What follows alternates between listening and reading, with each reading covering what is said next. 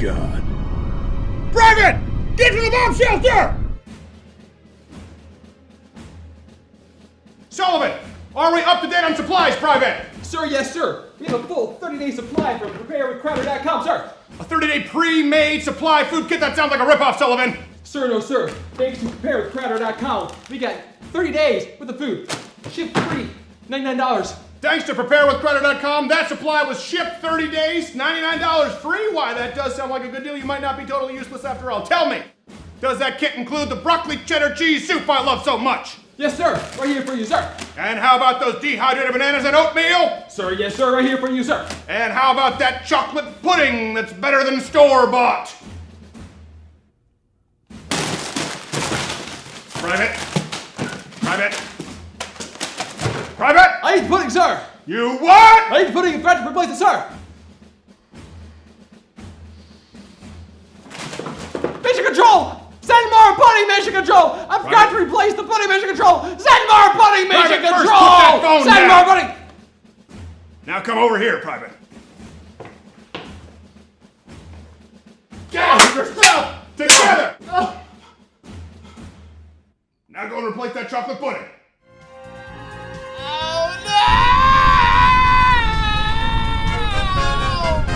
Preparewithcrowder.com or call 888-411-5153. 30-day food supply kit, $99 shipped free! They have pudding!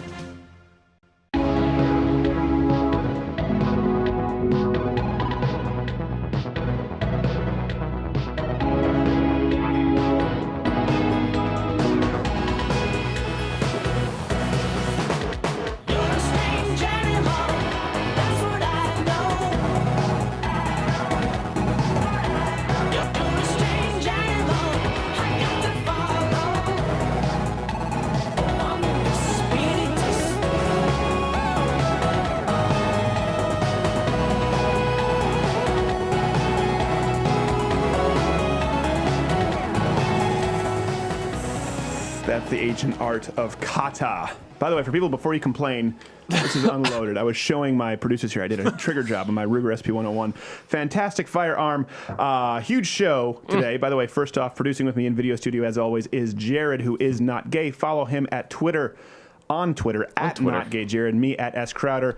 I fulfill my legal obligations, drawing on conclusions. We good? We're good, thank you. Gerald is back in the seat at That's G. right. Morgan Jr. Worst Twitter handle in the business. Thank you very much. And apparently Edward the sound guy is now Fonzie. Did you see that? Hey. We got Razor Ramon on sound. Hey-o. Yo, I'm a bad guy. Big show. Big show. We have Dr. Jordan Peterson back. We'll be talking about, we took your questions. So, of course, today is the live show, by the way. For those who want the daily show, louderwithcrowder.com/mugclub. We had some huge shows this week. Big debates behind the paywall that we would never be allowed to have on YouTube. And Jordan Peterson, and we have one of the best comedians working today, Owen Benjamin. Many of you know him, love him, very funny, and a little more outspoken about his political views. He is. Yeah, I think it's coming. I think it's 2017 is creating culture that's becoming okay. It's becoming okay. Which is good to see. Yeah. It's the conservative coming out year. Yes. In a matter of speaking. But every year is Jared's coming out. We'll get our own ABC show one day. Speaking of coming out, faith-based gay group. I don't know if you saw this. This is in the news. We'll get to other news after this, but I thought this was most pressing to address. Faith-based gay group. Did you see this for Ash Wednesday? Coming up to Easter, they put glitter. Do we have that? They put glitter in the ashes. Yeah, right there. We have it right there. They put glitter in the ashes. I don't know why. It's some kind of a statement. And people are mad about it. But honestly, I think they're being rather merciful compared with their original plan of replacing Lent candles with butt plugs. I don't think that's...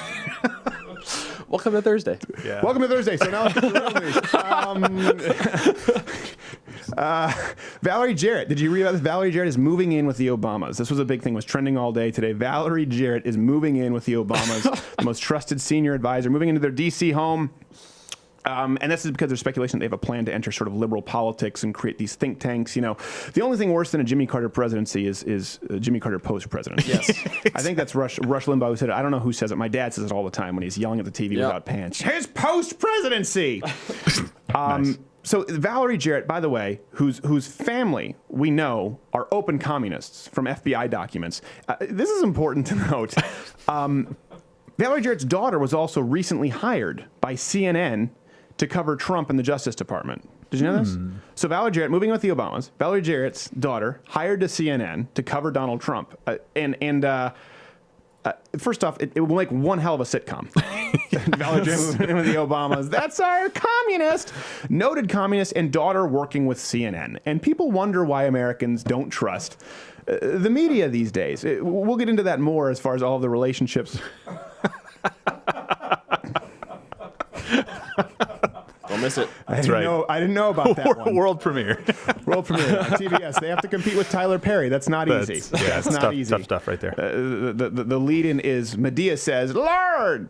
CNN hires her daughter, moving in with the Obamas. It gets to a certain point with Chris Cuomo, with Wolf Blitzer, Jarrett hired at CNN. You've got to wonder what the hiring practices are even like there. All right, well, thanks for coming in. Yeah, it's been great talking to you. I really appreciate it. You've got some great experience here. You've worked with a lot of great news organizations, done some good stuff. Yeah, yeah, thank you. We're going to talk about this, and I'll be in touch after I discuss it with some people. But I really, really? Yeah. No kidding. No, yeah. Oh, you're hired. Really? Yeah. Oh, wow. You're good. Thanks for coming in. We I'll start appreciate Monday. that. Yeah, no, it's good to have you here. Bright See you next future. week. Thank All you. right, thank you. I don't know how we get all this exclusive footage from the offices. That's like, This is part of the leaks. we really, I mean, I tell you what, your support of the Mug Club is really leading to a level of professionalism unparalleled anywhere on youtube.com/Steven Crowder. I don't really know at this point. The one thing is, we've talked about this before, but I don't think people know how entrenched the media is with the DNC, and particularly with the Clintons. We can go through a few examples here. George Stephanopoulos. Now, a lot of young people don't know this about George Stephanopoulos. Look at that. First off, he's the third member of Siegfried and Roy. He's going to be dragged out by a tiger in a leotard very soon. He was Bill Clinton's communications director. Mm-hmm.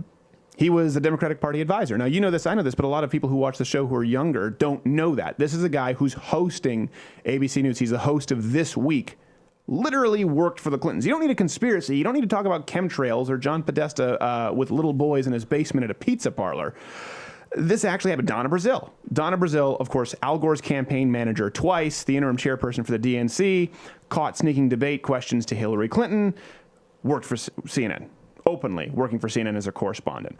Chuck Todd, Democrat campaign staffer, worked the 92 presidential campaigns. I was going to say worked to 92 presidential campaigns. I'm like, It's impressive. he must moisturize. He's a go-getter.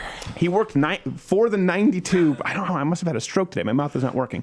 The point is the guy's a Democrat. The point is the guy's worked for the DNC. The point is the guy worked in the 92 presidential campaign. And, of course, he works over there at NBC. Chuck Todd and our favorite resident pool boy in chief, Chris Cuomo. Chris Cuomo, of course, has his own show at CNN, and he's the son of the famed New York Democrat governor Mario Cuomo, brother of the current governor Andrew Cuomo. You know this, right? Yeah. Gerald. It's Cuomo's everywhere. Chris Cuomo, and I tweeted him. I don't know. This is a genuine question.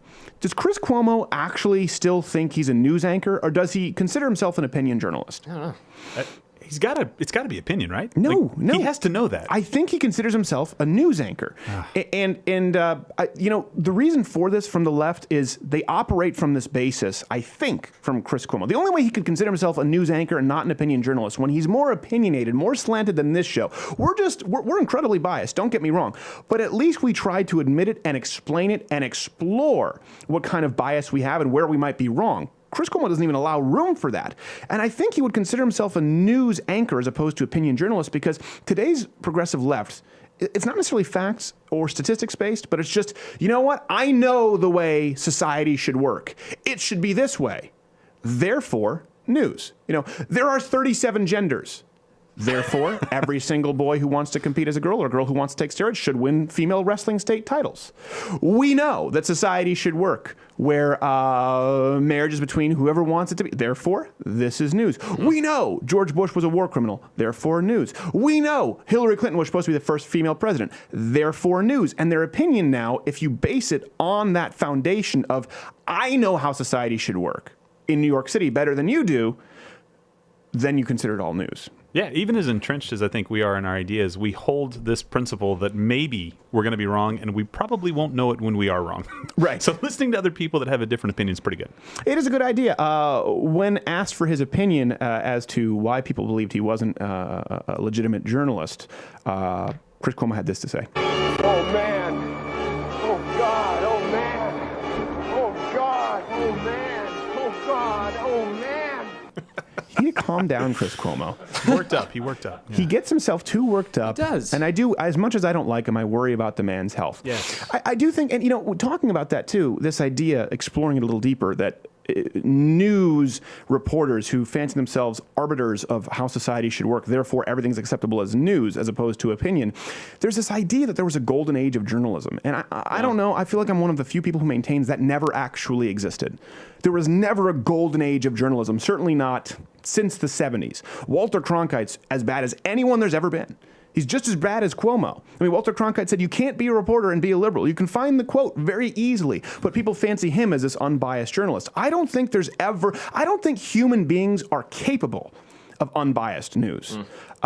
This is entirely my opinion. That's why I have much more respect for people who are open about something on which they're incredibly biased and say, this is how I justify that worldview. Because I feel as though Chris Cuomo, Wolf Blitzer, take your pick, they're all trying to justify the worldview. They're all trying to reinforce it, but some do so under the guise of news. Am I alone in that? No, I respect people that give me an opportunity to see a reasonable case made for somebody else's opinion, even though I may disagree and think they're idiots. Yeah. But it's a reasonable presentation, not like some nut job on the left or the right. Yeah. So I think you're right. It's important, by the way, to see the difference, note the difference. Not Jared talked about this during the show pitch meeting, where he was much more talkative than today. Apparently, a cat literally scraped out his tongue. He's like that dummy lady in Dead Silent. No one here watches horror movies. That's right, you're all pansies. I forgot about this. You all hide under the covers and watch reruns of Three's Company, which is also why you're under the covers. Suzanne Summers. Wow. And then you have these people who come in and they throw these buzzwords out. This is what worries me a little bit about the modern sort of alt-right, quasi-conservative populism movement, where people go, oh man, corporate media. Now, we just exposed and we just talked about the media and how biased they are. And I totally agree with that. But if you throw out the corporate media, yeah, that's a problem, but you would prefer government media? I mean, you have these same people out there who have Trump in their avatar, Pepe the Frog, and then they go BBC, man, or NPR. Are you out of your tree, sir? BBC, government-funded media. We talked about this. Canada literally had two parties, NDP and the Liberal Party. Justin Trudeau won. I can't remember who promised what. I think it was Justin Trudeau promised another $100 million to CBC, the Canadian, the government-funded news entity in Canada, Nice. If he won. Guess who won? Justin Trudeau. Smart man. And for some reason, people assume NPR is somehow unbiased just because they're boring.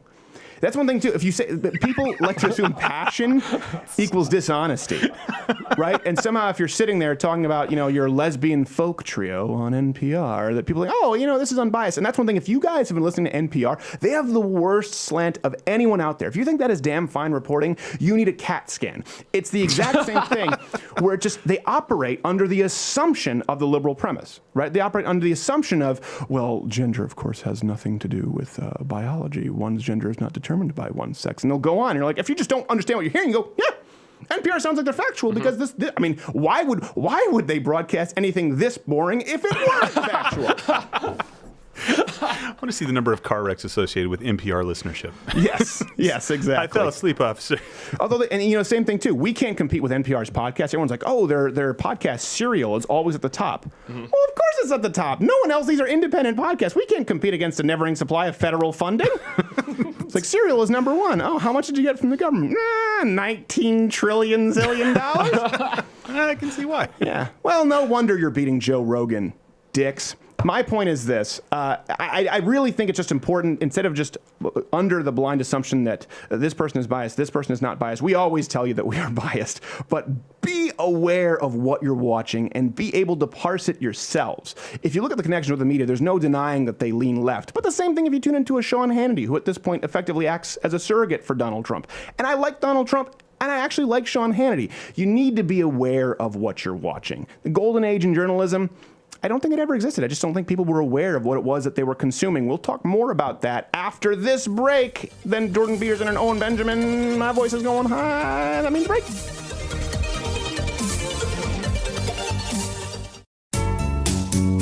Welcome to another installment of The Reasonable Conversationalist on NPR.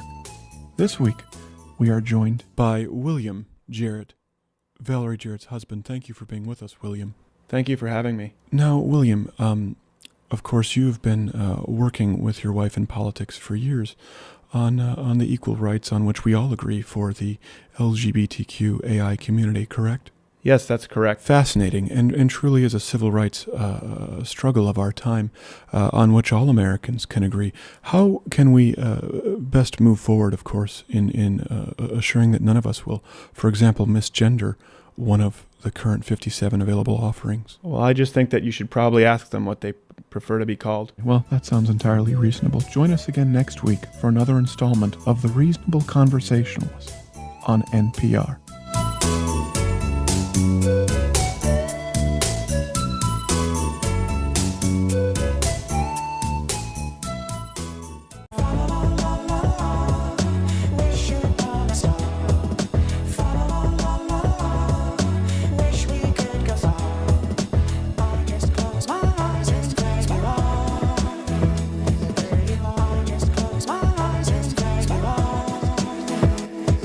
I call that my Edward the Sound Guy dance. Hey, hey, hey.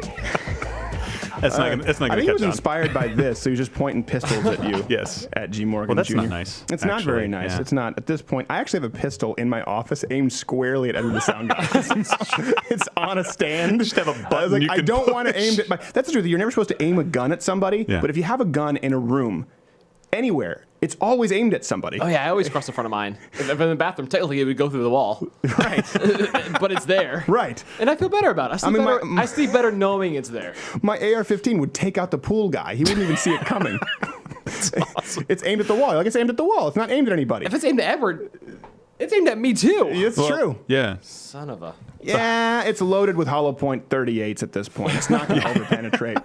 Edward's a thick enough It's a fellow. 39 caliber magazine.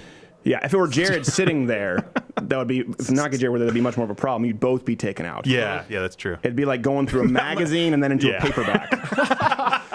But in this case, Edward would stop it. Speaking about the media, and listen, I'm amazed if the media wants to talk about, being banned, right? CNN, they were banned. We'll talk about that later. I'm amazed that there's no commentary right now on this from Europe. Do you see this with Marie Le Pen? Oh, jeez. So Marie Le Pen, France, obviously, listen, undoubtedly a flawed human being, Marie Le Pen. So first off, don't expect us to defend everything that Marie Le Pen has done. But this story here, for those who don't understand, let me clarify it for you. Let me break this down so that then we can talk about it. In 2015, Le Pen tweeted out some gruesome pictures of what ISIS actually does. Mm-hmm. Specifically what they did to the American reporter, Foley, that's it, James Foley.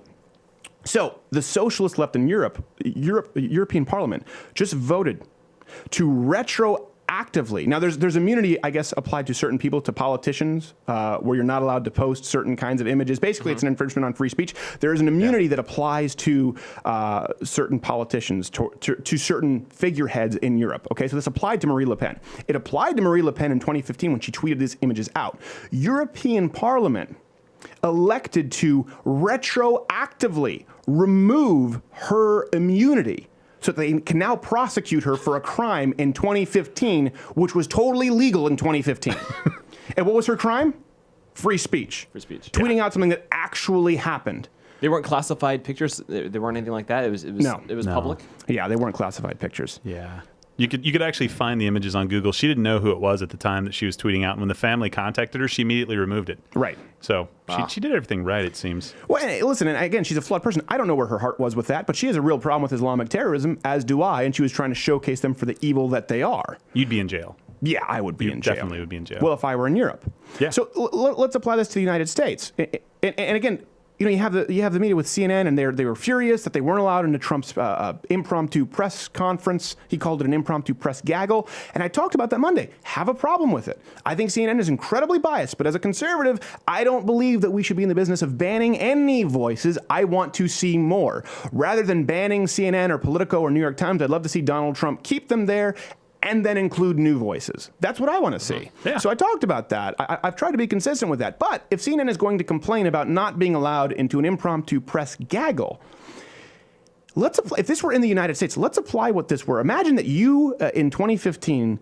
committed an entirely legal act, okay? You spoke out. You spoke out and you said something that was unpopular. It wasn't even racist, but it was based on something that had actually happened, a news event that was offensive.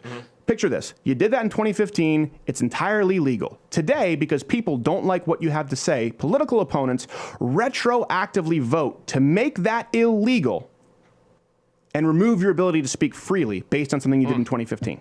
Pamela Geller would be in the jail cell before noon. Yes. Yeah. And not the padded room that some would suggest. I actually like Pamela Geller, but when she appears on media, she sometimes she's like, what? Yes.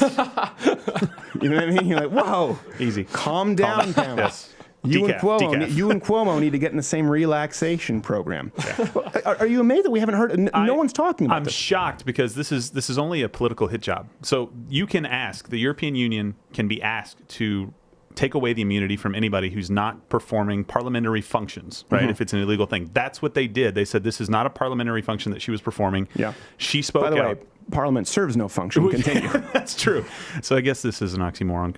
Yeah, whatever. But anyway, she was voted on by political people that are opponents of hers. Right. Of course she pissed all of them off. And of course they're like, well, we don't like you, and this is a really easy way for us to get rid of you. She's arguing, though, that was her fighting. She was just showing is that this is what Islam is all about. This is what this group is about. And now she's paying the price. Well, I think they're thinking, hey, you know what? This broad could win this thing. That's what I think is really going on. Yeah, it just so happens that her numbers are going way up. Yeah, right now. as a result of this. And they don't understand. It's like they're giving her a gift. Yeah. Like, listen, she is an abrasive person, Marie Le Pen. I think she's got a brass pair. And again, I don't agree with everything she does, but when she when she walked in with was it the ambassador, the Iranian ambassador, where she walked in, they wanted her to wear a headscarf. She just walked in, and it wasn't even a second thought. She's like, no, I'm not wearing that. Yeah. Like, you wear it. No. You wear it or you go home. Okay. Bye. I have an incredible amount of respect for that. Yeah. I don't have to agree with her about everything. By the way, someone who can be, I'm not saying she's an abhorrent person at all. I'm saying someone, let's say you were to take someone who's like the worst racist in the world. It doesn't mean that they can't be right about something. And I'm not saying that Marie Le Pen is the worst racist in the world. I'm saying even if you don't agree with everything that she has to say, she's not wrong about everything. And in this instance, there are lines in the sand for freedom of speech and for the left to constantly line up against it. You need to see what's happening in Europe. And here's what's so important about that. People say, well, that wouldn't happen in the States. But Bernie Sanders wants us to be like Europe. Nancy Pelosi wants us to be like Europe. Hillary Clinton wants us to be like Europe. And guess what? You cannot remove from that. You cannot extract from Europe just the socialism policies. You can't extract the fiscal authoritarianism while removing the free speech authoritarianism. You can't say, we want to be like Europe and talk about a 70% income tax rate or whatever it is, or talk about what's going on in Norway, or talk about what's going on in Iceland. You cannot say that and then say, but you know what, we want to keep our freedom of speech. Europe as a whole, it's an ecosystem, and because of the economic authoritarianism, it has to rely on cultural authoritarianism. You can't take it. You can't buffet this thing. And that's one thing where a lot of people who are moving along the trail, like, I'm an anti-social justice warrior, but I like Bernie Sanders' socialism. This is where it leads always. Always. You can find me zero historical examples of it not ending this way. And lots of people typically die too. So this is true. That's lots of people also bad. Typically die. Or Bernie Sanders, breadlines, when you think about them, are actually a good thing. No.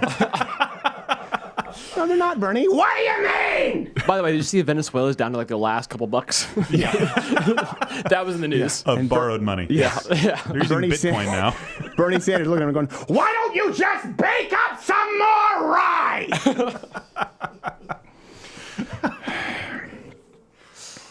Speaking of things I hate about the press, let's move along. An alternative response to Trump's address to Congress on Tuesday. This is making the rounds. It's very popular because of Vox. It came from a Latino woman in Spanish talking about immigrants, talking about Donald Trump's racist policy against Mexicans. And no, by the way, we're not talking about the brilliant statement that Conan O'Brien made in broadcasting from Mexico.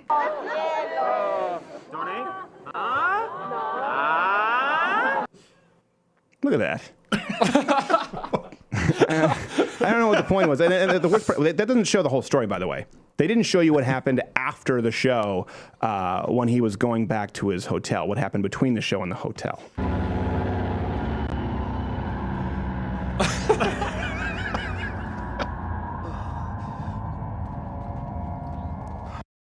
We usually have better Photoshop jobs than that. I will say, even for us, I need to formally apologize. Jeez. No, it was dreamer and activist. Her name is Astrid Silva. Gave a response in Spanish on Telemundo and Univision. 2 things I hate. As a dreamer, she wrote this, and the left is hailing this as a bold message for Latinos. She wrote, "In this country, there is no space for discrimination, racial profiling, or persecution. But sadly, this is what the Trump administration has brought forth for Latino and immigrants." Does anyone want to take a crack as to why this is false? This is too easy, right? Like, I feel like this is a trick question. It's not a trick question. It's not a trick question. Oh boy. It's not like Common Core math where it's like, what's 2 plus 2? And you're like, 4? apples. Like, it's 492, bitch. No. Show your work. Yeah. They're saying he's against Latinos and immigrants. Let's think. Hold on. Let's think for a second. It doesn't seem like Donald Trump hates immigrants because his wife is an immigrant, and he has plenty of immigrants who are either married into his family or immigrants who he works with. He seems to have a lot of respect for immigrants. So let's think. If it's clear that he doesn't necessarily hate all immigrants, what is the problem that he has if he's talking about building a wall in immigration policy? Can anyone think about it? Send us your comments right now. Tweet me at @SCrowder. Could it be that there's some sort of a delineation, perhaps? I'm going to keep doing this until someone pipes up. Apparently, Jared and Gerald are asleep. I'm gonna take a stab. Risk here. I'm gonna guess there's a delineation between legal and illegal immigrants. Oh, There you go. I know. I waited so long, and I knew the answer the whole time. It's science, bitch.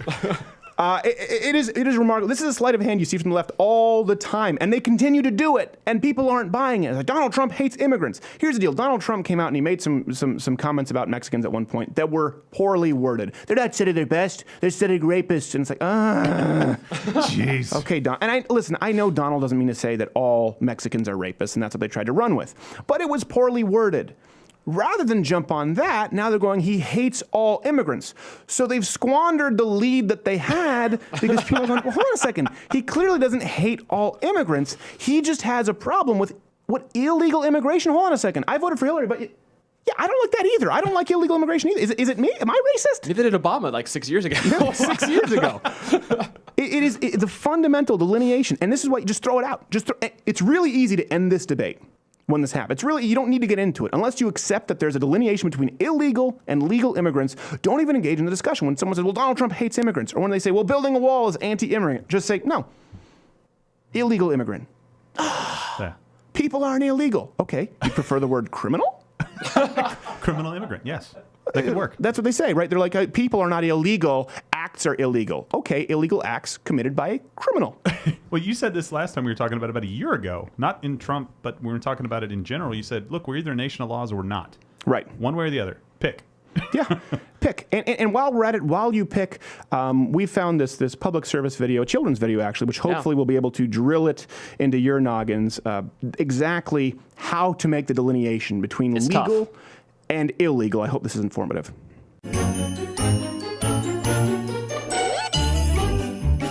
I'm legal. And I'm illegal. I follow the law, respected the process you see. I just came here illegally. To some, immigration is nuanced, almost subliminal. Don't look at me. I'm just a criminal. I work the skilled trade and pay legal taxes. I just came here to sell all the cracks. I came here on a work visa, then took my naturalization oath. One time, I killed a guy. It seems you're confused. Let's play a game. You ask if it's legal, then I will explain. Okay. Paying state tax. Legal. Selling cocaine. Illegal. Buying a TV. Legal. Stealing a TV. Illegal. Protesting the government. Legal. Killing a guy in the government. Illegal. Kidnapping you for ransom. Illegal. I'm still going to do. Wait, what? An ode to the homemaker. Though ladies' work is often thought to be less meaningful, less fulfilling, and less productive than that of her hard-working male counterpart, the weaker sex earns her keep through the daily task of food preparation. Ensuring your hubby is fully satisfied is a daunting task, but how does she do it? What's her secret to ensuring 100% satisfaction morning, noon, and night? The ladderwithcrowder.com/mugclub. Little lady's favorite helper for only $99 annually, $69 for students and veterans. The Mug Club is clinically proven to enhance the aroma and flavor of all beverages and soups by 64%. No more fat lips for you. You too can enjoy these clinically proven results, as well as daily programming at louderwithcrowder.com/mugclub. No more fat lips.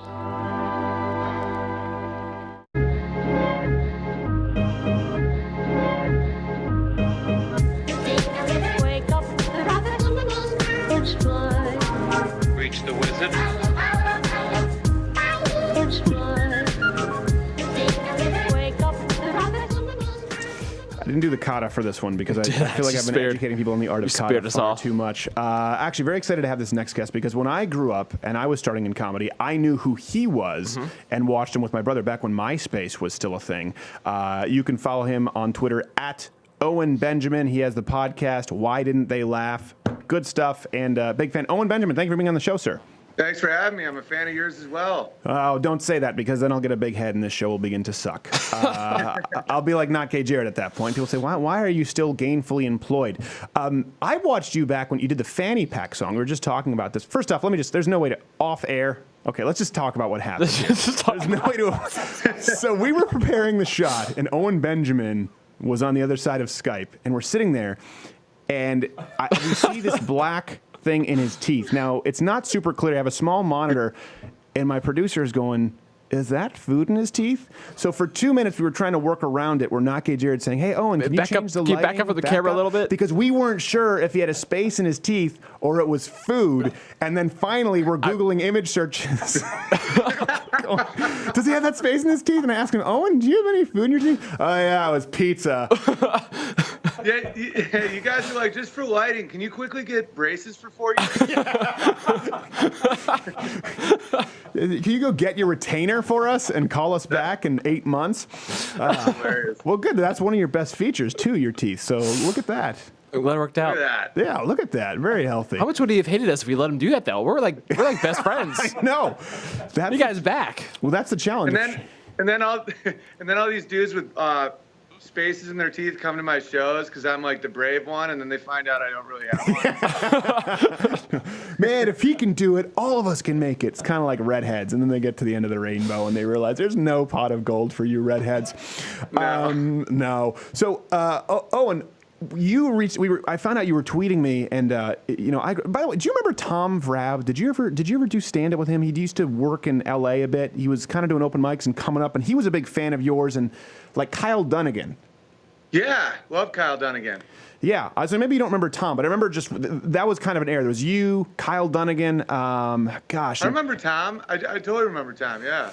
Yeah, I wonder what happened to him. You remember those friends? You're like, oh man, I wonder what happened to him. Yeah. He was a funny guy, and then most of them hate me now. That's just kind of the nature of comedy. I'm sure Owen. A lot of people think, comedians are silly, but the work ethic required. I mean, for someone to reach your level of success in this industry, most of the people you've known in your career by this point have probably just dropped off, and you're still there. That's a huge part of it. Yeah, it's almost like a mental optical illusion that you think everyone just keeps succeeding because you're only really paying attention to those people. If you just start thinking of all the funny people you've known and how few of them get to Madison Square Garden, it's pretty hilarious. This is true. Now, you've played the Garden? Is that what you're saying? No, I haven't. I'm one of the people that haven't. Okay. Let's act like this is going wrong. Honesty is real. I did just do a tour in England with the Impractical Jokers, though. And I got to do 10, 20,000 seaters, which is insane. Oh, wow. Now, that's your favorite show, right, not KJ? I used to love the first season. The first season was really good. And I felt like it got a little repetitive as it went on. Yeah. But it was really funny. Not KJ and I had some disagreements on comedy. And some of the Impractical Joker bits some of them were the ones I thought were funny. He didn't find funny. And then also the greatest crime against humanity. Not Gay Jared finds Jimmy Fallon funny. So I don't know how this happened. I think Jimmy No way. What's going on, man? Hey, I'm Jimmy Fallon. right? It's like, just shut up. I don't know if he's funnier, but I think his show is more entertaining than, say, Kimmel's. Yeah. I think it's more entertaining to watch than Kimmel's. Kimmel's gotten old to me. Yeah, I guess. I don't know. I did. Well, there's also Conan is still around, too. There are other programs. You're aware of this. It's non-binary. But we talked about Conan. Okay, so speaking of non-binary, sorry, now we have a guest here, Owen Benjamin. So he was tweeting back and forth. You have been going after the Hollywood leftist elite on Twitter, and I just wasn't aware of it. You don't live in L.A. anymore, correct? You removed yourself from that situation. Yeah, because I had a baby, and I just it's just safer here, and it's closer to family, and I just I like it up here. But I always have been. I did a tweet a few years ago where I'm like, I came to LA a liberal and now I'm a conservative and none of my opinions changed. Right. Yeah. It's almost like an outrage Ponzi scheme that went to the point where I didn't relate because I was never really into politics. I'm into free speech and just stuff that makes America great. And stuff that makes my job possible. Right. And you're from Canada. I used to live in the Czech Republic. So it's like I think there's certain people that can see the outcome of government control to a ridiculous degree. Right. And it scares you a little bit. Like a comedian can be sued in Canada. Yes. Well, we had him on, Mike Ward. In the Czech Republic, you go into a store and they still don't understand like trying to sell things. Right.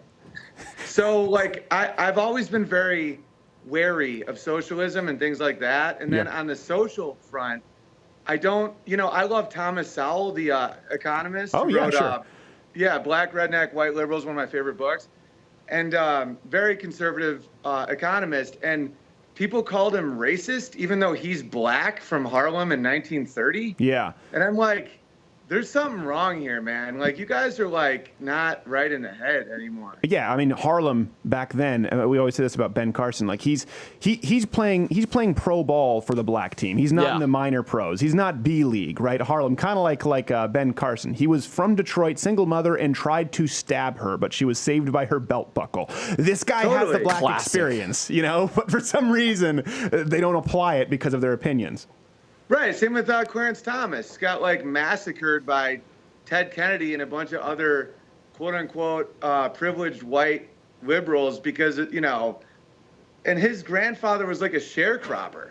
It's like, I just don't understand. Like I started seeing, and my parents are professors, but they were from like, they taught at like Jesuit colleges and stuff. So they had that like moral background that I think a lot of professors don't currently have. And they don't know what to make of all of it either. They're like, I call them liberals, like it ends in a question mark. Right.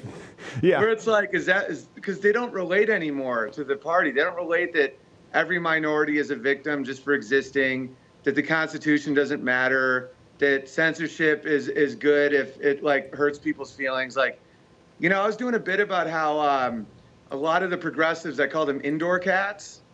And I do this long bit about it, and I started realizing I could.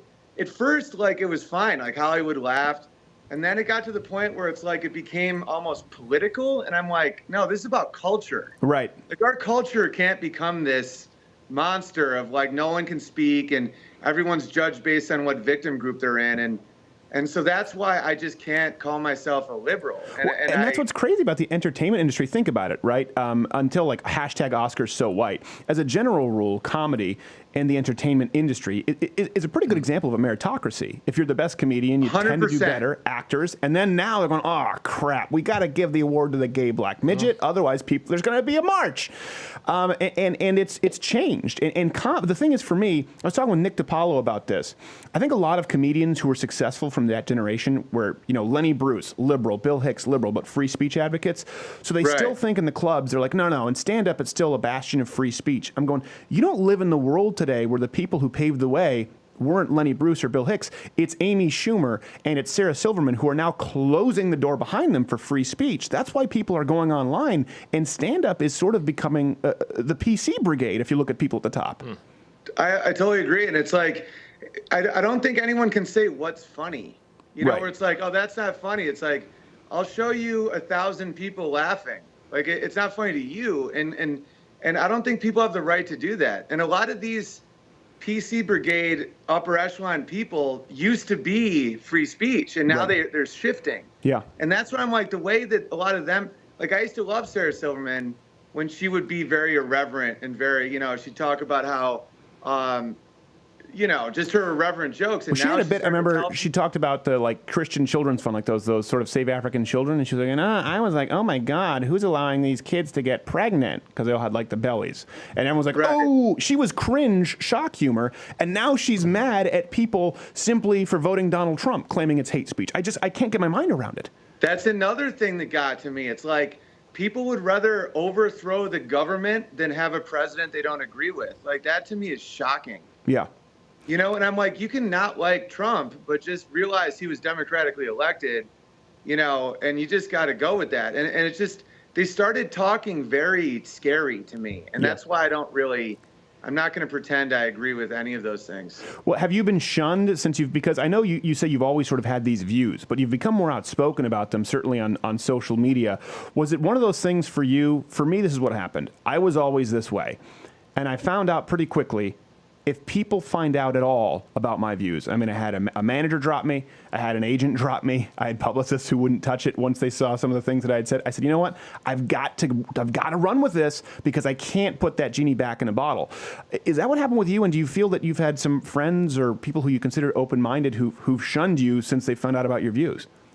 Yeah, for me, it was being on Sullivan and Son on TBS because it was produced by Vince Vaughn and starring Steve Byrne, Roy Wood Jr., Ahmed Ahmed, all these people. And it was so multicultural, but not in that left victim-y way. Right. And we got no love from and we're the #1 show on TBS when it was on. And there was, media didn't get behind it. They didn't talk about the triumph of a Korean star. Wait, is that #1 outside of Tyler Perry? Is it kind of like the Bible's always a #1 bestseller, so they don't even include it on the list anymore? Or were you beating Tyler Perry's Medea Goes Boo?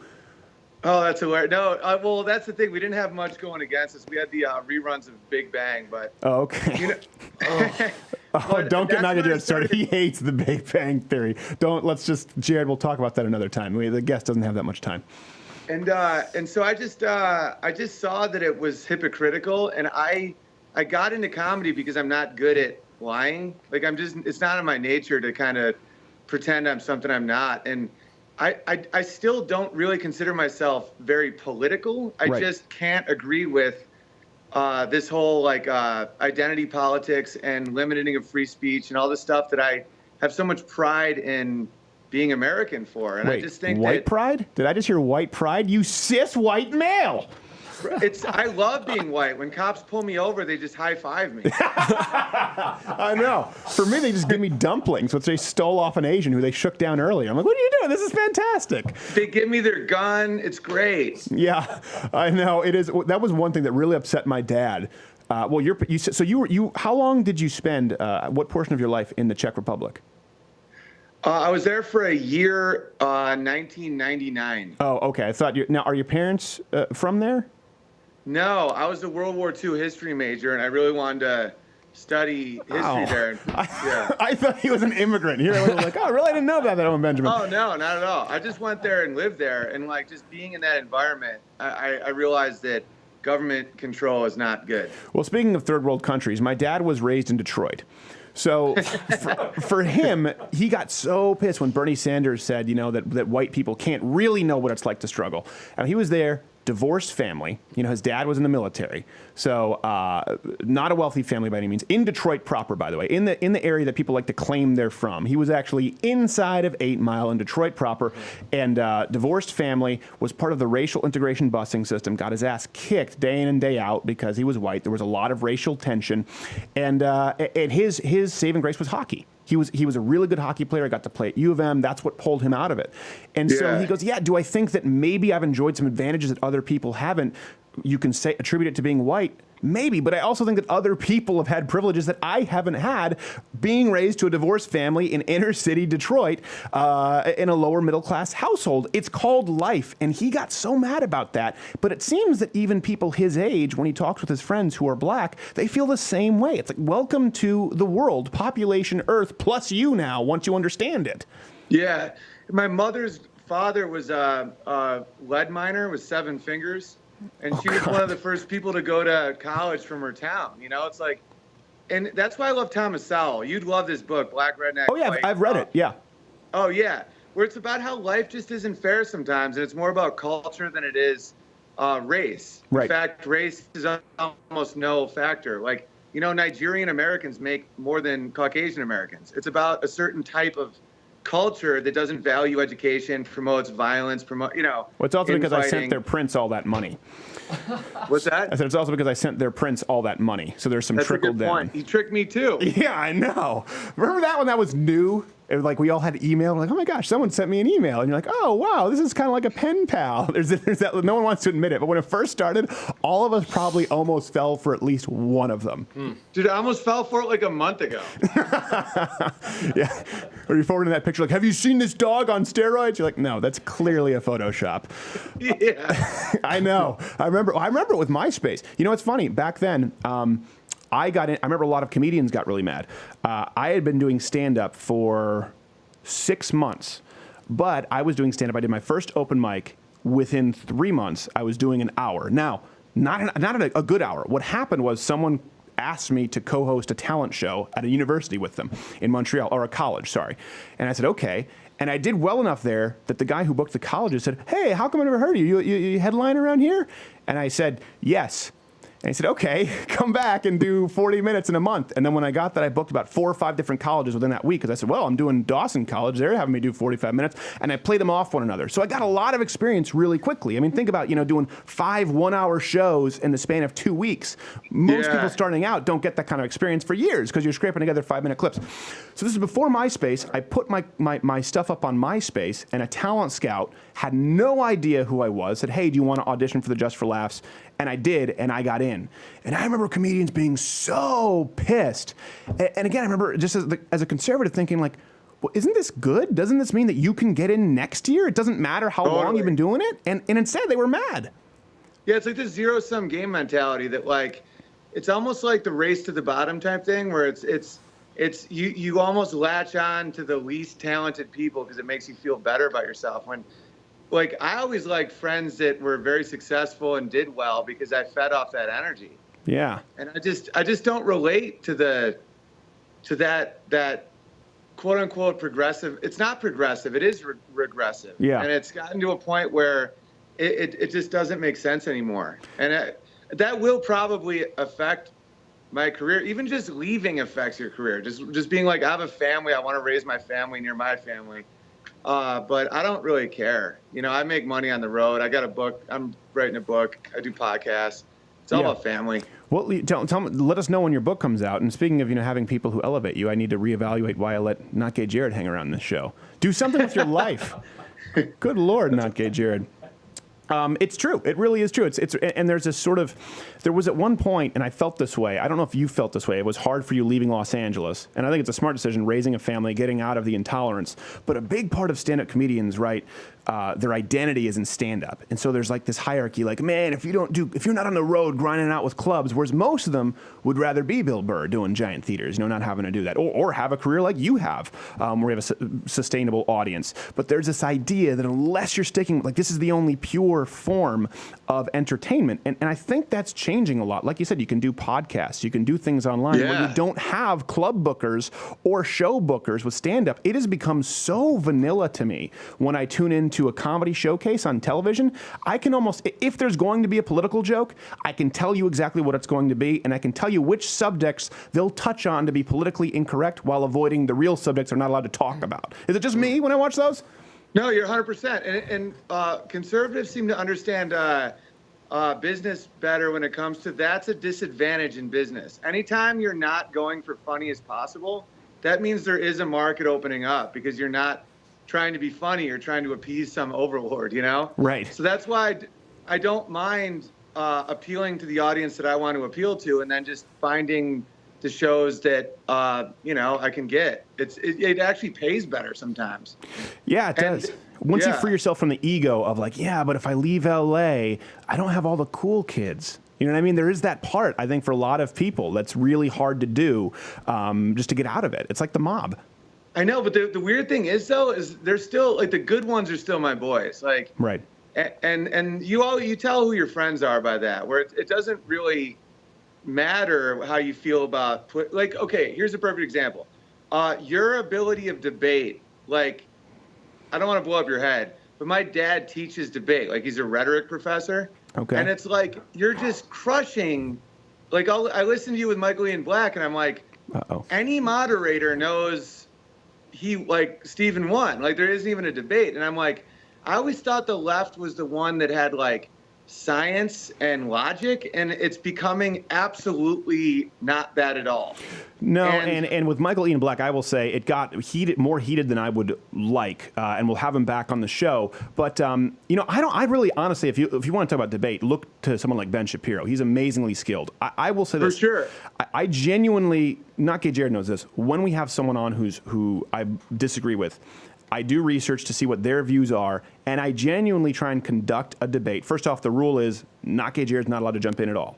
no one else. It's like, it's not fair to doggy pile. That's my rule. He can't bring up something for me and research it, and be my never-ending assistant. It just is me and that person. And I genuinely am trying to get to the truth, because if I'm wrong, I want to know it. And if you listen to some of our debates, there's been some common ground that could be found, but not with like Christopher Titus, where it was the gun debate, and he's like, why don't you care about dead kids? Or Michael Ian Black going, isn't one rape too many? One rape is rape culture. Like, that's not the same thing.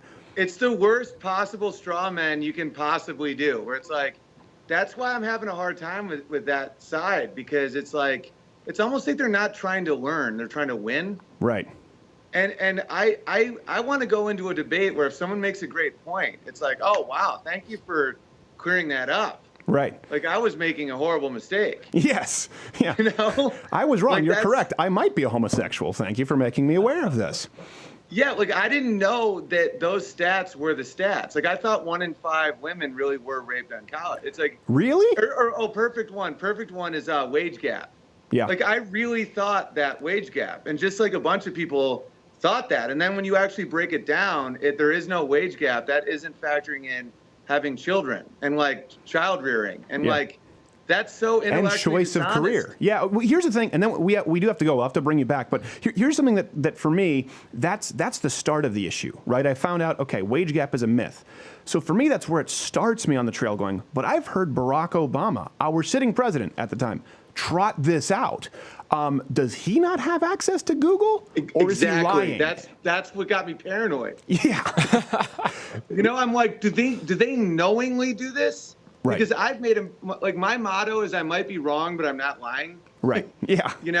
And I'm like, if he knew it and did that, that's such divisive, evil stuff. And it's one thing if you don't know, but it's like, you see Thomas Sowell in 1984 hashing out these issues. And it's like, how does he not know that that's not real? It's kind of like the gun thing not involving suicides, where it's like, that. Like, you're inflating this number on, like, when someone says, like, X amount of gun deaths a year and they don't include the fact that it's half suicides. Right. That's intellectually dishonest. Right. Yeah. And then they compare gun crime rates across countries and not crime rates. And it's like, well, listen, obviously if guns are more accessible in a country that has allowed firearms, they're going to be used to carry out more crimes. But that doesn't mean that the crime rate is worse or the homicide rate is worse, especially when you eliminate gang violence, because listen, we have different cultures in the United States. It's not the same as Iceland that has half the population of Rhode Island and is entirely homogenous. You can't really compare them, despite what Bernie Sanders says. Anyways, I could go on all day. Owen Benjamin, at Owen Benjamin on Twitter. What's the best stuff for people to find on you? My website is hugepianist.com. That's where my touring schedule is, and I'm in Vancouver next week, and I'm all over the place, so hit that up, because I'm tall and I play piano. So make sure you spell it right, though, or else it's a weird... Otherwise it takes you to a site, and that is not Owen Benjamin. Hugepianist.com, as I think many Americans say, pianist, but we haven't spent a year in the Czech Republic, so we're not as cultured. Nope. At Owen Benjamin, thank you so much, brother. We'll have you back, and we have to be back after this. Stay tuned. Thanks for having me.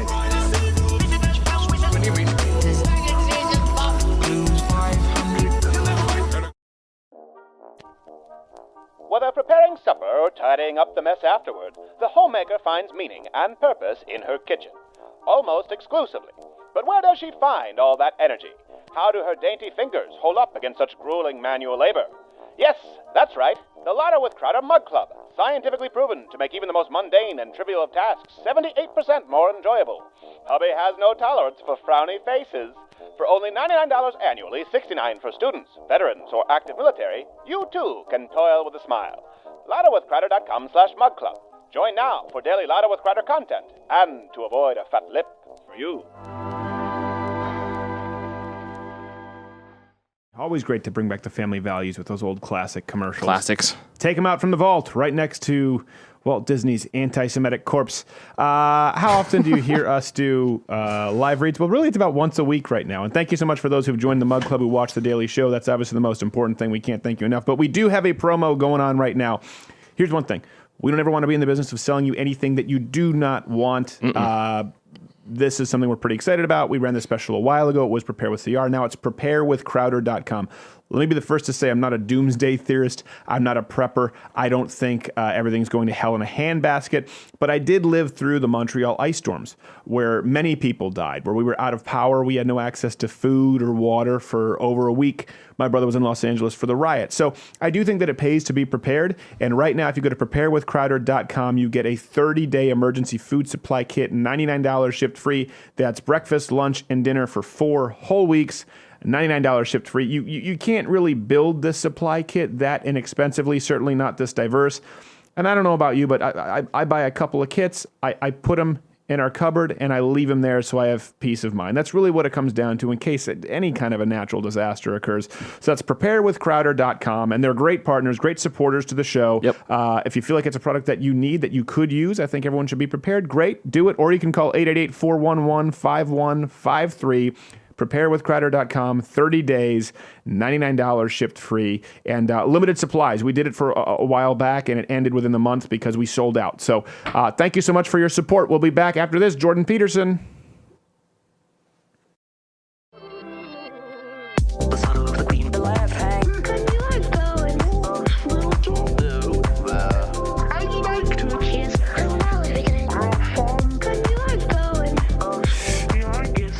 That's the ancient art of kata. I've been teaching you about that this week because this is a multicultural show. So you do this, and then proceed to get your ass kicked. Our guest is at Jordan B. Peterson, Dr. Peterson. He has been in the program before, and I mean, so many accolades we could toss here. You have just your I guess the public awareness has gone up like a rocket ship since we last had you on. Dr. Peterson, what's that like for you? You're notorious. Well, it's busy. Yes. I mean, it's interesting. I'm not exactly sure what to make of it. One thing that has happened, though, is that I now get up at 5 a.m. and start working, because in order to keep up with this at the moment, that was pretty much what I had to do. I'm a curious person, and, well, people have probably already figured that out. Yes. I didn't mean that I'm curious in the eccentric way. I mean that I'm curious about things, and so I'm very curious about this. It certainly wasn't something I expected.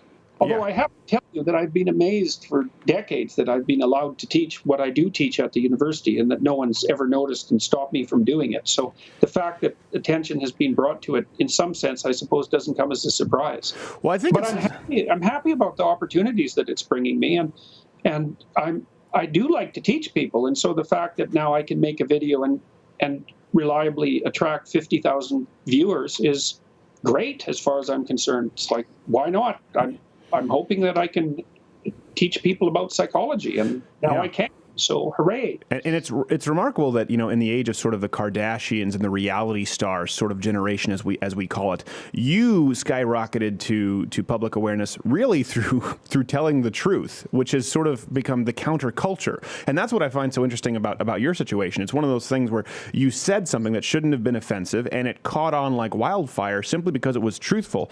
And of course, that's come with a lot of fans, and I'm sure it's come with a lot of headaches. Now, one thing, we went to Twitter earlier today asking, okay, what do you want us to most discuss with Dr. Peterson? And surprisingly enough, even from a lot of atheists, they said, I want to hear his views on faith. I know you're going to be doing a series. Will it be an online series on? Yeah, I plan to do it. The plan at the moment is to rent a theater on the University of Toronto campus, and I'd like to do a lecture every week for as long as it takes. It might be a number of years, but the first plan is for 25 weeks. I've wanted to walk my way through the Bible from a psychological perspective I've been thinking about it for a decade. I talked to a TV producer here who I've worked with for a very long time, who was interested in that. And Mel Gibson? Yes, Mel, exactly. Yeah. Thank you very much for that. So just figured we'd end your career right now, just dead on arrival. Yeah, so I mean, I've spent a lot of time on many of the ancient stories in the Bible, trying to understand what they mean from a psychological perspective, and this would certainly provide me with the necessity for doing that. My life is structured so, and I think this is true for many people, so that unless I have a deadline and the absolute necessity for doing something, the probability that it will fall off my list of priorities is very high. So sure. Now I know that if I make this series, then I can get tens of thousands of people I know that there are tens of thousands of people who would be engaging with it online, and it just seems foolish not to do it. So yeah, that's the plan. Well, I do have a lot of respect for you in this area, because obviously, with sort of fighting social justice warriors, as they're called, has become somewhat. I don't know if I had a stroke today or what's going on. It's become somewhat popular now, and it's kind of accepted because they're so absurd, right? People they love to make them a whipping post, and appropriately so, by the way. I think it's a perfect whipping post. People who are social justice warriors. However, a lot of these people who are coming along this sort of political cultural trail, I've noticed, were previously part of this sort of leftist atheist coalition. So it's still immensely unpopular to be someone whose faith really is a big part of what defines them as a human. And you were on Sam Harris's podcast, and that was one that really sort of went back and forth. And I was surprised as to how roundabout he went with you a little bit for someone who's usually very, very clear in his thoughtful approach. What was the reaction to that? And have you had more atheists upset saying, well, I used to respect you until I found out you believe in the flying spaghetti monster, which we all get, or have you found more of them interested in what you have to say and wanting to learn about it? Well, I would say certainly that one of the consequences of appearing on Sam's show was that more people were attracted to watch my videos.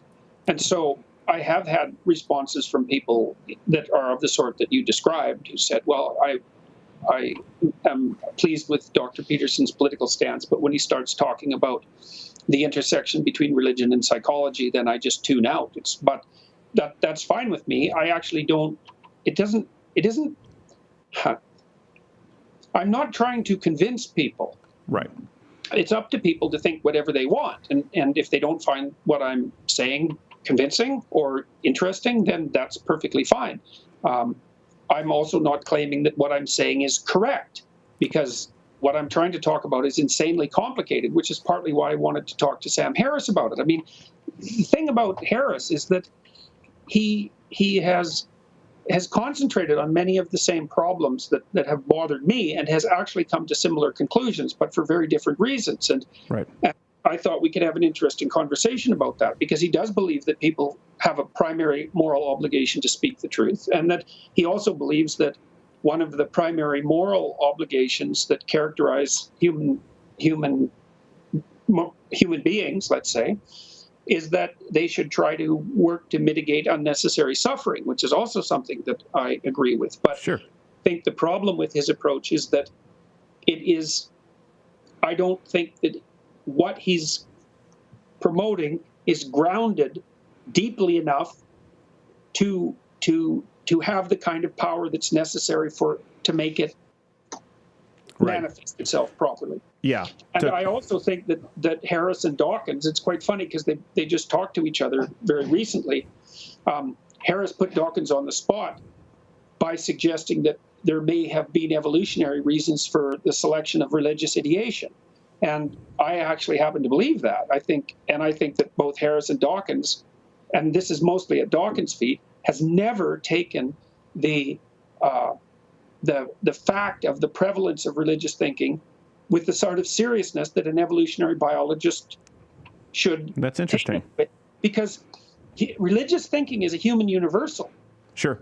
And not only that, it's how we thought, it's how all of us thought all the time, roughly speaking, before the scientific method was invented. And so for the vast majority of our evolutionary history, the essential way that we oriented ourselves in the world was indistinguishable from the religious, and it worked. Right. So, because here we are, after all. And we're also fascinated, most psychologists, with sort of these evolutionary, psychological coping mechanisms. And so I would imagine that an atheist might sort of toss that out, maybe as a smokescreen, that, well, it's a coping mechanism for what we don't understand in the physical world. Sure. Well, that's what Freud said, roughly speaking. Right, but it's interesting that, like you said, that sort of the most prominent atheist thinkers, or certainly speakers, I don't know if we'd call them philosophers, I don't know the proper terminology necessarily, it's interesting that they really don't touch upon that a whole lot. I mean, I've read Dawkins, I've listened to Harris quite a bit, and it surprises people, often being a Christian. And I do think that you're part of, I would say, sort of a new wave, where I think that a big reason for this culturally is there was Sam Harris, there was Richard Dawkins, and then there were people out there who would just say crazy, outlandish things on behalf of Christianity. And I don't know if that's because atheists sort of kept people like you from the podium, or it's just that the craziest Christians sometimes grabbed the podium. But this thoughtful professorial approach, which really was the norm in Christianity, if you go back to C.S. Lewis or Chesterton, right? This is not a new way of thinking, but it certainly has been absent for the last several decades. And it seems like you're part of a new wave who might usher in a new era of critical thinking for Christians to discuss with atheists alike. Do you feel like you're a part of that? Well, that would be lovely, I would say, because it's certainly something that I'm interested in. I mean, I think that there's a very profound discussion that has to be had between evolutionary biologists and psychologists and people with people of deep and profound religious faith. Because I think the evidence that there are elements of religious phenomenology that are rooted in our biology is absolutely overwhelming. So, for example, you can reliably induce experiences that people characterize as religious with hallucinogens like psilocybin. Right. And it's extraordinarily well-documented evidence of that, particularly in recent years coming from Johns Hopkins, a very reliable and conservative medical hate group, to hear Jess Herbst, transgender mayors of New Hope, refer to it. Johns Hopkins, a hate group. It's well known. Not real doctors, what we were told. Exactly. Only a hate group. Exactly. Yeah. But the researchers there have shown that people who have who are given psilocybin, for example, a very large majority of them report extraordinarily powerful mystical experiences that they regard as among the most important of their life. And not only that those experiences have a profound and lasting impact on their personality. Now, I'm not necessarily certain that more traditional religious people are going to be very thrilled with the idea that some of this kind of, at least the mystical end of this experience, can be induced with psychedelic drugs, for example. Be induced with what Not Gay Jared does at a nightclub on a Friday night. They're not going to be thrilled. Right. But the anthropological evidence is clear, that people have been inducing these sorts of experiences and investigating the technologies to do so for tens of thousands of years, and perhaps for longer than that. So it's not something that can be ignored. It's something terrifying, to be sure. Right. Because it's terrifying, the idea that a spiritual experience can genuinely be induced, or perhaps not genuinely, depending on how you look at it, but can be induced reliably with a chemical is certainly, it's You're giving it could give credence to all of those druggies who are like, man, just drop acid. That's how you reach the higher level. And then a cult starts, and Leia Remini has a reality show. Let me ask you this: you're going to be talking about this in your class, going through the Bible stories. Yep. An atheist here on Twitter, I don't have it up in front of me, specifically said your views on these were fascinating, and he really liked listening to you discuss these subjects. So if you're going to go through these stories, for example, I don't know if you go through Daniel in the Lion's Den, through the New Testament. I don't know if you go through Genesis. I don't know exactly what it is. I'll be interested to see when this course takes place. Do you look at most of them literally? Do you look at most of them metaphorically, or do you not touch that at all? You just look at it from a modern psychological perspective. No, that's a really good question. Well, look. When I was a kid, when I was first in university, I had the opportunity to go out to the Edmonton maximum security prison a couple of times with this very eccentric psychologist who taught a course on creativity at the University of Alberta. And well, one moment, who could possibly be sentenced to a maximum security prison in Edmonton? What did they do wrong? They collected them from many places across Canada, and there were plenty of guys in there that you would not want to meet in a dark alley, or even in a well-lit space if you were surrounded by policemen. Right, okay. So, yeah. So, anyways, one of the things that he said in his class was that fiction tells you the truth by lying. Okay, so because, I know. Well, so let's just think about that for a minute. So you think about an author like Tolstoy or Dostoevsky, great authors, or Shakespeare for that matter, and they invent fictional characters, and obviously you can't take a fictional story literally. Right. Okay, but that doesn't mean that there isn't truth in fictional stories. In fact, good fictional story. Imagine that it takes you 6 hours to read a powerful piece of fiction. and then compare what you've learned about the world from that to just living your normal life for 6 hours. Right. What's happened, what the novelist is doing is distilling what's essential from normal life and presenting it in a condensed manner. Mm-hmm. Okay, so imagine something like this. This is obviously a metaphor to some degree. So imagine that a literary genius watches 100 people and then distills what he has learned from watching those 100 people into one character in a way that you can in a manner you can digest in 6 hours. So it's condensed and distilled wisdom. Right. Okay, now imagine that you have 100 authors like that, and you take all of their books and you distill those books into 10 books. Okay. Well, then you have the Bible. Oh, I see what you did there. You brought it full circle. And I do think it's important to delineate that there are some, I mean, Jesus spoke in parables, for example. Yeah. By definition, that is fiction. You can compare it to modern Aesop fable, but there is a case to be made. I certainly believe this for Jesus Christ as a historical figure, and I would not consider the New Testament fiction. And that's one issue where it's very hard to discuss with atheists, flying spaghetti monster. But I came to this, I was raised in a Christian household, but at a certain point, people say, were you born a Christian? No one is born a Christian. At some point, everyone has to decide for themselves, period. Reading Tacitus, Josephus, Justin Martyr, looking, Tertullian, all of these arguments, obviously the empty tomb, that's an argument that is kind of one that has to be accounted for. I looked at it from a logical perspective and said, okay, what are the odds of this occurring? This is the historical evidence we have for Christ as a historical figure. And then I will tell you, as someone who likes to think of themselves as logical, what's the gamble on this being an act of chance? And so I think it is important for people, and I think a lot of atheists don't get this. There are some things that are literal. There are some areas where it's a historical document in the Bible. And as you're saying, sometimes this is meant to be taken as a morality tale. Yeah. Look, I mean, the Bible is an extraordinarily complicated document, and it is a strange mix of history and mythology, and separating one from the other is no straightforward thing. And you probably hit on the most crucial issue there with regards to the let's call it the empirical reality of the resurrection of Christ. Now, the first thing I have to say about that is that I do not understand it well enough to have a proper opinion about it. And what I mean by a proper opinion is that I don't understand it. Now, one of the things that's very interesting about the story of Christ is that it is heavily mythologized, and on multiple levels. So, for example, there's a cosmology that's associated with Christ. So Christ is the sun, I mean the literal sun in the cosmology, and there's 12 disciples because each of the disciples represents an astrological house. Mm-hmm. And so the thing that's so interesting about the story of Christ is that it can be retold at multiple levels of analysis, and has been, and those have all been integrated into something that all says the same thing. Mm-hmm. Now, that leaves open the issue of the relationship between the historical reality and the archetype and the mythology.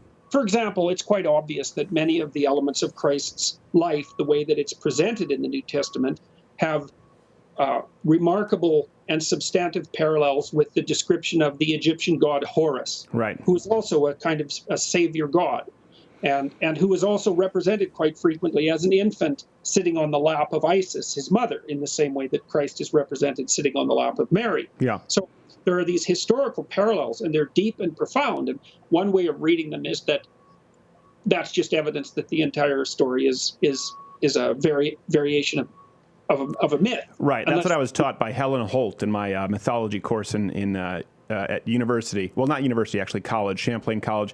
And I remember asking her, saying, okay, well, hold on a second.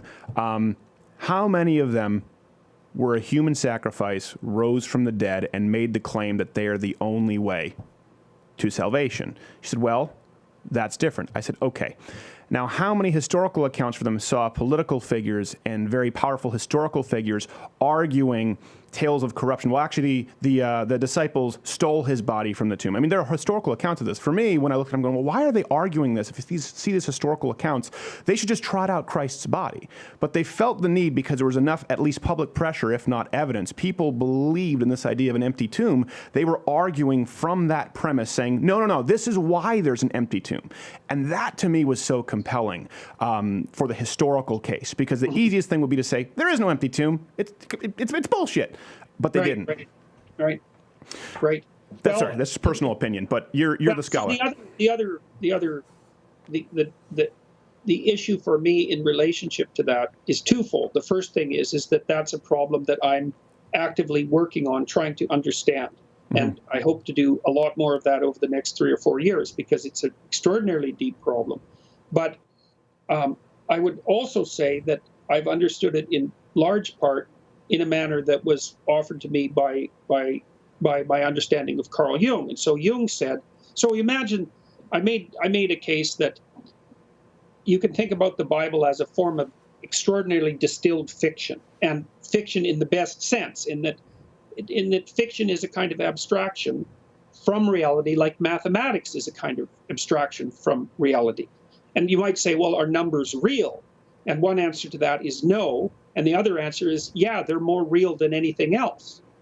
And you can make a very strong case for both of those viewpoints, because they're not real the same way like a cup is real, but they're real in the way that allows you to make, like, atom bombs. I love, by the way, that a doctor has a solo cup.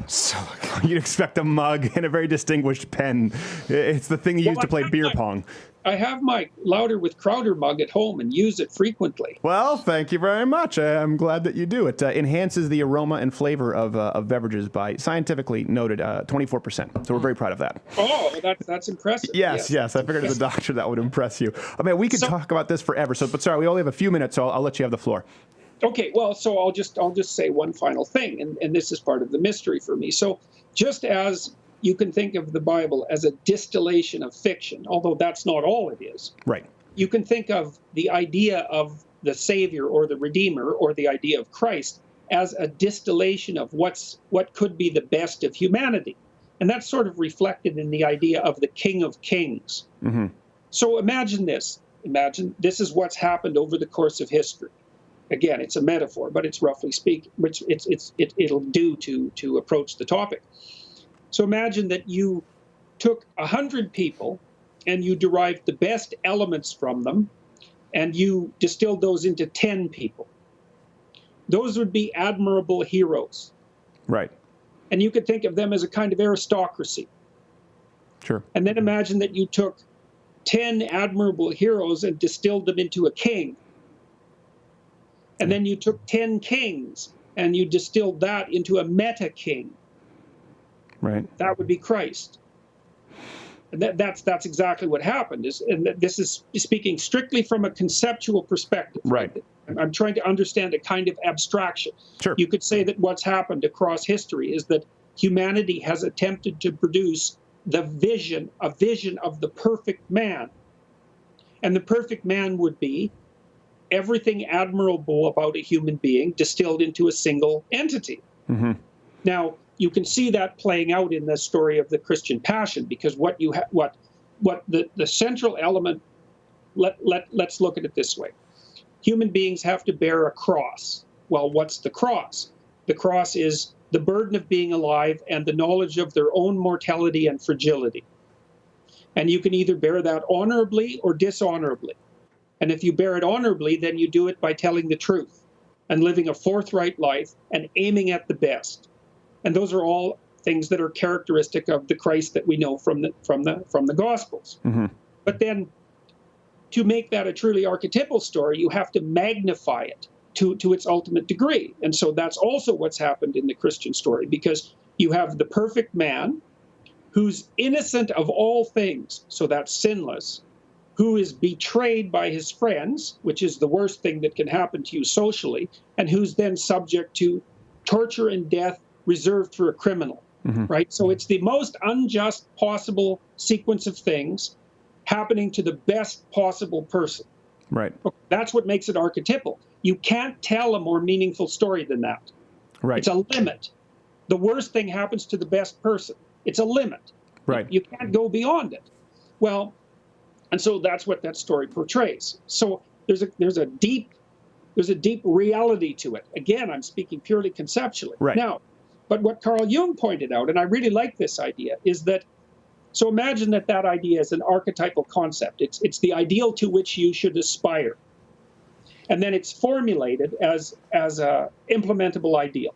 Now, that's what you manifest if you're a follower of Christ, say, in the truest sense, or maybe if you're a follower of the Buddha. Now, then you could imagine that across history there are people who more or less embody that archetype.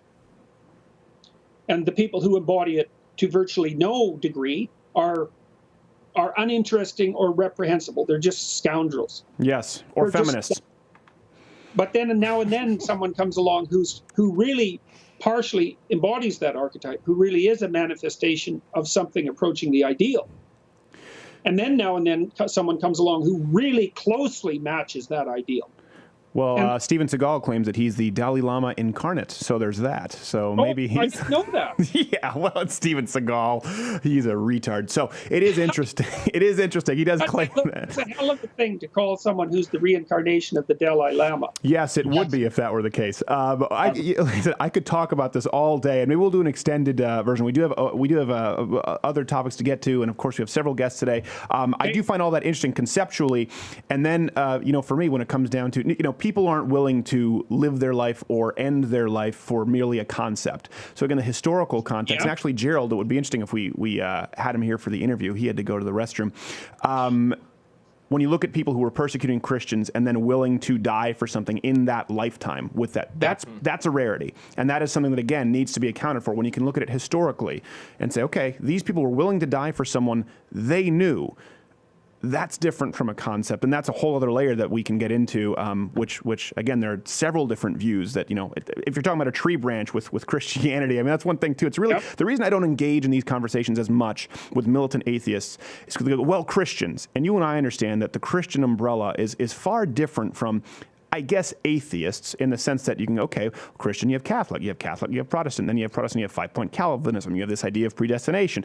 And there are so many different variables there that someone who doesn't believe in the Christian faith at all won't necessarily understand or really be able to have a productive conversation about it. And I think this is one where hopefully it's been illuminating for people, and we can bring you back on to talk about it more. I mean, this is something that can occur for hours. It would be nice to continue to develop that, because I would like to talk more about the relationship between Christ as a historical figure, say, as a literal figure, and the mythological representations. It's very interesting. It's something that Carl Jung spent an awful lot of time talking about as well. And his work on that is profound virtually beyond comprehension. Contrary to Freud, who just wanted to screw his mother. Dr. Peterson, where is the best place for people to find you and your self-authoring program, which I recommend to everybody?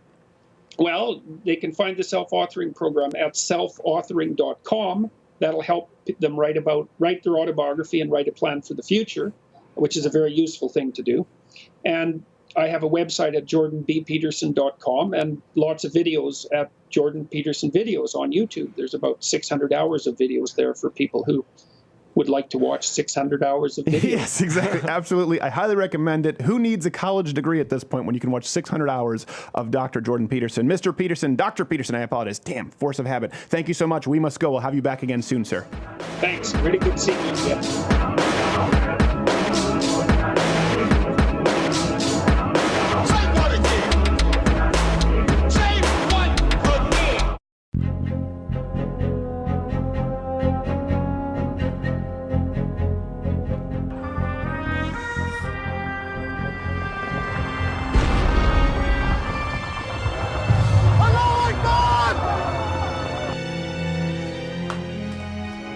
Sweet Mary and Joseph. Private Sullivan, get to the fallout shelter!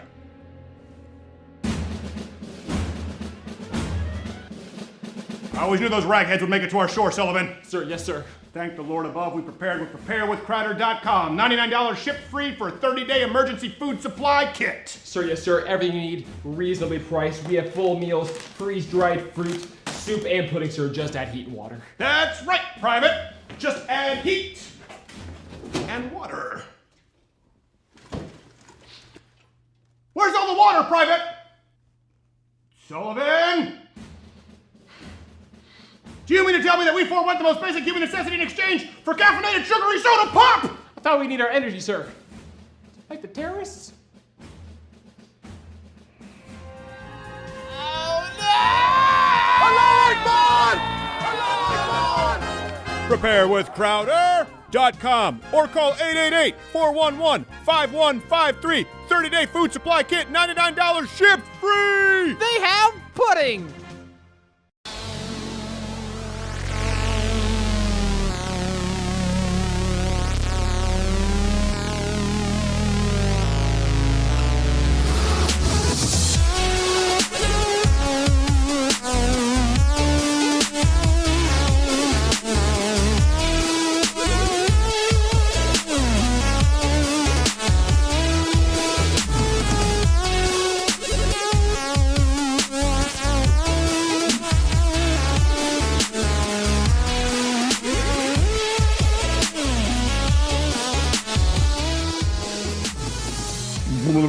That's underwater kata. For those who weren't aware. I love how we're doing the underwater dance, and Edward, the sound guy's in the background. Just going for it.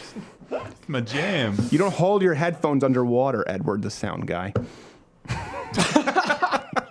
There's no concept of physics or hydrogen. Or imagination. Thank you so much to our wonderful guests, Owen Benjamin and Jordan B. Peterson. Thank you at G. Morgan Jr. for being in. Absolutely, sir. This week. Pleasure's always. At G. Morgan Jr. Hopefully you'll get a better Twitter handle at sometime soon. Nope, probably not. It's like a defiant child. Indeed. Hopefully you'll finish your Brussels sprouts. Nope. Oh, I can see we're going to discipline you. Man, you know what? It's one of those things we went into some deep conversation here tonight, and sometimes that works, and sometimes people get upset by it. Sometimes people really like it. So hopefully, if you're listening in your car, of course, you can subscribe on iTunes, SoundCloud, audio if you don't want to watch the video while you're on the go. I know it's not audio downloadable, the Daily Show for Mug Club members, lotofcrowder.com/Mug Club CRTV members. That's going to be there soon, by the way, in the app. Nice. So you'll be able to watch the video, or you'll be able to download the audio version to take with you. We have a lot of requests for that. Yeah. So there is going to be a whole reformatting of the app and the site, just so you know. So the reason it hasn't been trotted out earlier is because we're going to do it all at once. So hang on, Sloopy. Hang on. Sloopy, hang on. Just hang on. It gets better than you know. I'll tell you what doesn't get better. The state of CNN. That is only going to get worse. Yeah. We were talking about this earlier in the show. And it's interesting that, Jordan Peterson and I can have a discussion where we even branch out sort of on the discussion of Christianity somewhat. Mm-hmm. I don't know how much we disagree or agree because we were talking about it more conceptually. But it's interesting that we can have, I guarantee if you were to line up Jordan Peterson, me and Owen Benjamin in a room and actually go through what our exact views are, that we all would have very seriously differing opinions on certain subjects. I actually think that would probably happen in this room. Yeah. Quite a bit. Even though we're all right-wing or more conservative. But I don't think it happens at places like CNN.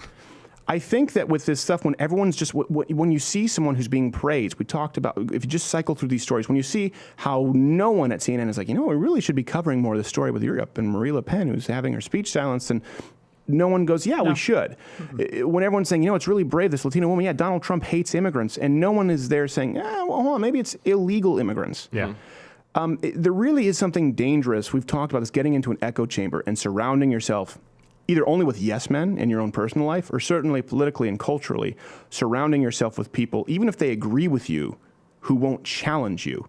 Gerald and I have gotten some knockdown, drag-out brawls. Mostly about Transformers. No, one was over soccer. That's true. Do you remember? That's true. What was you said a power lifter could run like a faster 40-yard dash than like anybody on the planet, and I was like, what? I said an Olympic lifter. Olympic lift. Yeah, and that's not true. That's not what I said. No, I know. We got to the what I said was Olympic lifters without training. Later, we figured it out. Yes, we forgave one another. Remember, I started yelling. You started yelling. You have no science. Have no science. Because I remember that discussion. We got into a big argument, and it was predicated on the idea that soccer players are faggots. And so, no, he meant fast. He meant fast. That's what he meant. No, that's not what I meant. But their hair stays in place. I meant fags. I meant men who wear pink jerseys and have buns in their hair. Faggots. So we were talking about soccer. It was predicated on that. And then Gerald said, "They're the most. They're and this isn't even political." But he said they're actually some of the best athletes in the world. And I said, "No, they're not. Some of the best athletes. No, they're not." And please tweet him. Watch. This is going to be the thing that gets the most comments out of everything we've discussed today. That's right. We've gotten into Egyptian mythology, the conceptualization of Christ as opposed to the literal interpretation. We've gotten into Thomas Sowell and what everyone's going to comment. I can't believe that you called Pele a faggot. I did. It's like an old school reference. I mean, you can't even come up with like Rooney or somebody current, you know? No? Faggot, ladies and gentlemen. See, this is the...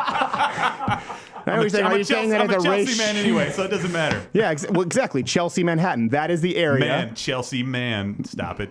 Just see what He's happens. only digging this hole deeper. But we had this discussion, and then afterwards we got into a big argument. I went to the bathroom, took a leak, and then I came back. We spent the rest of the night. We were totally fine. Yeah. But we got into an argument over it. And I remember what it was. I was saying, actually, there was a study, the Olympic lifters, which actually you may be right. Some people have tried to say this was a falsified study. Wait, maybe what? I'll give it to you all the time. I know, I'm messing with you. They said it might be a falsified study, but this was for a long time accepted in sports training that the Olympic lifters would actually outrun some of the 100-meter dashers, or maybe it was a 400-meter, like up in the 10 yards first, like that explosive off the blocks. And it surprised a lot of people, and so they incorporated a lot of that sort of dynamic training into it. And so I was talking about that with soccer, and then we got into the portion where soccer just sucks as a general concept. To conceptualize soccer, sucky faggots. So the point is, we got into this argument about it, but having a room full of people who still feel comfortable questioning each other and fact-checking each other, saying, I disagree with you on that, is a much more healthy atmosphere than I think you even see in traditional media outlets. And you have to ask yourself, we're talking about the golden age of journalism. To take it back to that, well, what do you think changed? If the golden age of journalism, it's the same networks, ABC, NBC, CBS, largely the same corporations, or certainly the same level of power of these giant corporations. So did it change overnight where all of a sudden everyone at NBC, ABC, CBS, CNN, the most trusted name, did it change overnight where all of a sudden they decided we're only going to hire liberals to the point where Chris Cuomo will go out there and actually believe that he's a news anchor? Did that happen overnight? Or is it maybe something that was always there that you weren't aware about because they've always been in a room where they agree with each other? And you will be amazed sometimes when you don't have to accept this premise. There are some simple things. Sometimes Owen Benjamin was very complimentary. I do not fancy myself a skilled debater at all. Like I've said, Thomas Sowell, Ben Shapiro, even Jordan Peterson listen, they're way more educated and they're way more skilled in the art of debate than I am. For people who ask for that, if you're actually looking for truth, when you're having a conversation and a debate. And you'll see this happen with Chris Cuomo. You'll see this happen with a lot of members of traditional media who were once respected. If you just check them on something very simple, that, well, Donald Trump hates immigrants, you can literally get the upper hand in that conversation, in a conversation seeking the truth, not just talking about a debate, but saying, well, no, hold on a second. The problem we have is with illegal immigration. And you would assume that they will be able to handle that, and they'll have a counter argument, and then you'll have 3 or 4 prepared, which you always should, but most of the time it doesn't happen. Certainly not with people who are coming from the entertainment industry or coming from the New York, D.C. media elite. It is remarkable where we've gotten to a point where the most rudimentary debating techniques or skills, the most rudimentary employment of the Socratic method destroys their entire basis of arguing in the first place. And you're seeing that happen. And this is a really interesting time in history because I don't think that this is the first time people have woken up. I don't think this is the first time that people are starting to be willing to concede that. I think we're at a time in history where people have been so coddled, where people in the entertainment industry and people in the media have been so used to like-minded thinking. And because of the information superhighway that is the internet, they're now being questioned on it. And you see it, right? You see, like, this is why you see Chris Cuomo and Don Lemon freaking out and getting into Twitter fights. Look, you make millions of dollars every year, and you're on one of the biggest news networks in the world, and you're getting mad because someone said that you're wrong on Twitter. It's because they're so fragile. I don't think they've been exposed to this information as they've gotten from the walking meme on Twitter who just said, as Owen Benjamin said, no, 77 cents in the dollar is a lie. No, it's illegal immigration. And so I will say this, if nothing else to learn, it's okay to be bold. Sometimes you'll be surprised. Have you ever had this where you're getting into a conversation or to an argument and someone else says something that is sort of assumed as the truth, and they say it confidently, so you go, well, hold on a second. Maybe they're right. Maybe I shouldn't say what I thought I was going to say because they seem confident about that. That's what's been going on for decades in this country. That's what's been going on ABC, NBC, CBS, CNN, every place. That's what's been going on with Sarah Silverman. That's what's been going on with Amy Schumer. That's what's been going on with the entertainment industry. They've been saying things confidently enough that a lot of us have been going, well, hold on a second. 77 cents on the dollar, they all say it must be true. You'd be surprised as to how much headway you can make just by being bold in declaring what you know to be true. Arm yourself with information. But if you know it to be true and are just willing to speak about it publicly, I've noticed this in my life. Some people sometimes don't know how to process it. You'll be surprised. So if ever you have to err on the side of being meek or being bold with truth in speaking truth, try that this week. Try speaking boldly, truthfully, and I think you'll have a better week because of it. Also, I think you could destroy Chris Cuomo, so there's that. See you next week. It only takes